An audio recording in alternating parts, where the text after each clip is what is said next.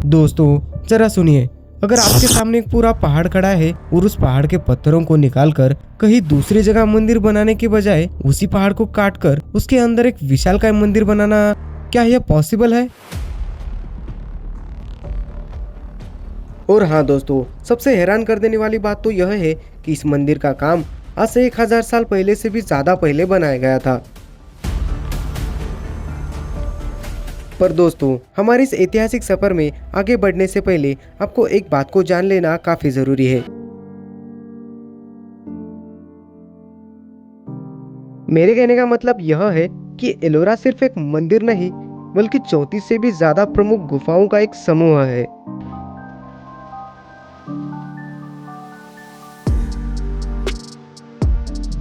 और हाँ दोस्तों, यह गुफाएं 2 किलोमीटर से भी ज्यादा क्षेत्र में फैली हुई है।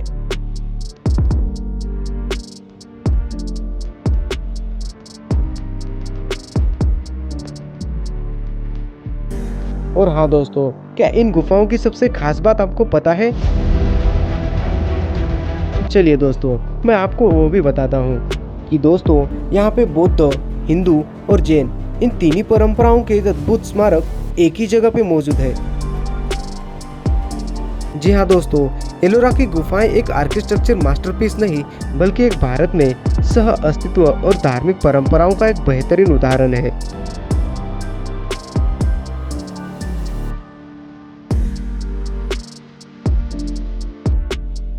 और हाँ दोस्तों, एक विशालकाय ज्वालामुखी चट्टानों की पहाड़ी को काटकर इस मंदिर और गुफाओं का निर्माण किया गया था। तो चलिए दोस्तों, मुझे ऐसा लग रहा है कि आपको हमारे इस सफर में थोड़ा मजा आ रहा है, पर दोस्तों असली मजा तो अभी बाकी है, जो मैं आपको अभी बताऊंगा। दोस्तों, कैलाश मंदिर बनाया नहीं गया, वह बस पहाड़ से निकाला गया है। मुझे पता है, अभी आपको यह सुनने में काफी अजीब लग रहा होगा। तो चलिए दोस्तों, इसी इतिहास को थोड़ा सा करीब से जानने की कोशिश करते हैं।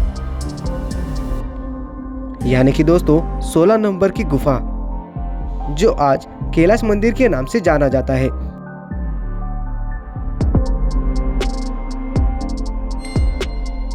जी हाँ दोस्तों, हम बात करने वाले हैं कैलाश मंदिर के उस इतिहास की जो जरूर आपका दिमाग हिलाकर रख देगा। तो चलिए दोस्तों, अब हम एलोरा की सबसे बड़ी सुपरस्टार आर्किटेक्चर के बारे में बात करेंगे।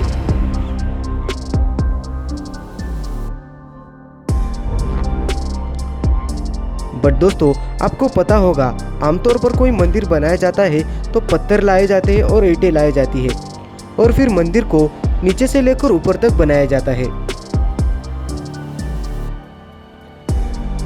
जो आमतौर पर सभी मंदिरों का निर्माण इसी तरह से किया जाता है। लेकिन कैलाश मंदिर के बारे में ऐसा बिल्कुल नहीं हुआ, क्योंकि इस मंदिर को बनाने के लिए पत्थर को जोड़ा नहीं गया, बल्कि पत्थर को हटाया गया। जी हाँ दोस्तों,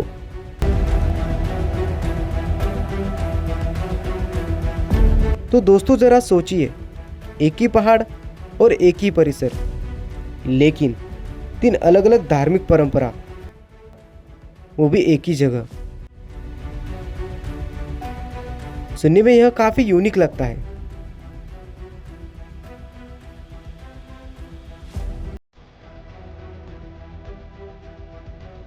जी हाँ दोस्तों, कुशल कारीगरों ने विशालकाय बेसाल्ट चट्टानों को काटते हुए उसके आसपास का पत्थर हटाया गया, और धीरे धीरे उसी पत्थर को तराशते हुए इस मंदिर का निर्माण किया गया।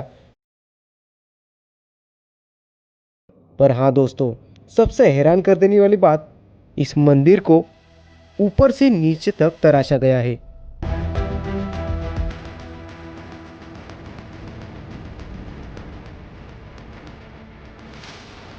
और इसीलिए इस विशालकाय मंदिर को मोनोलिथिक, यानी मुख्य रूप से एक ऐतिहासिक स्ट्रक्चर भी माना जाता है।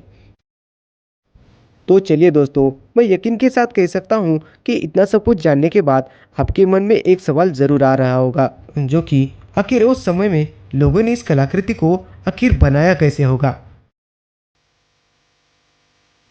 यानी इसे आसान भाषा में समझा जाए तो मंदिर को ऊपर से नीचे तक तराशा गया है।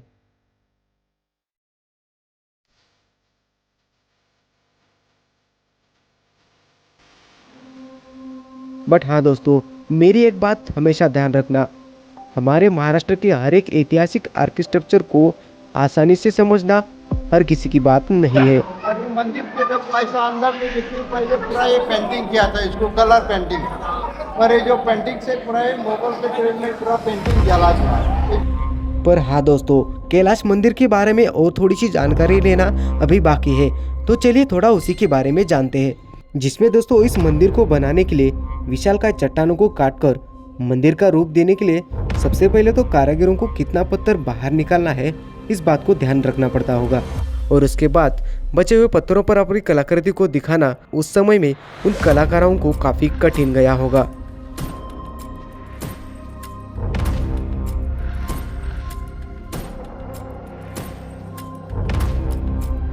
वो बात है इस मंदिर को बनाने के लिए की गई थी वो प्लानिंग।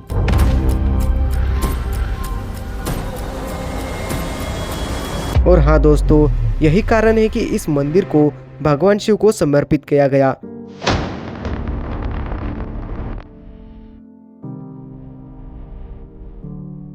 और इस मंदिर का नाम पवित्र कैलाश पर्वत को लेकर दिया गया है।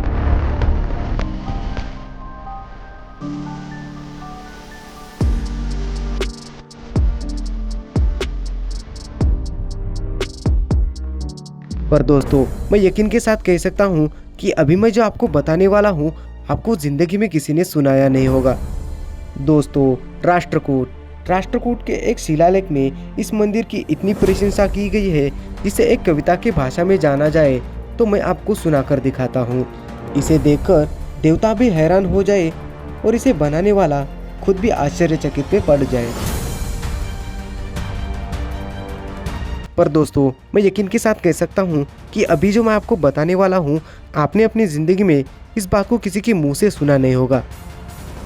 पर दोस्तों, ज़रा गौर करिए, अगर हम इस स्ट्रक्चर के सामने खड़े हैं तो हमारे मन में सिर्फ एक ही सवाल आएगा कि यह कैसे पॉसिबल है। जी हाँ दोस्तों, बिल्कुल यही सवाल उस ज़माने में वहाँ के लोगों को भी आया था। और दोस्तों, इसके कारण कैलाश मंदिर अपने निर्माण के समय और उसके बाद वहाँ के लोगों को एक असाधारण उपलब्धि माना जाता था।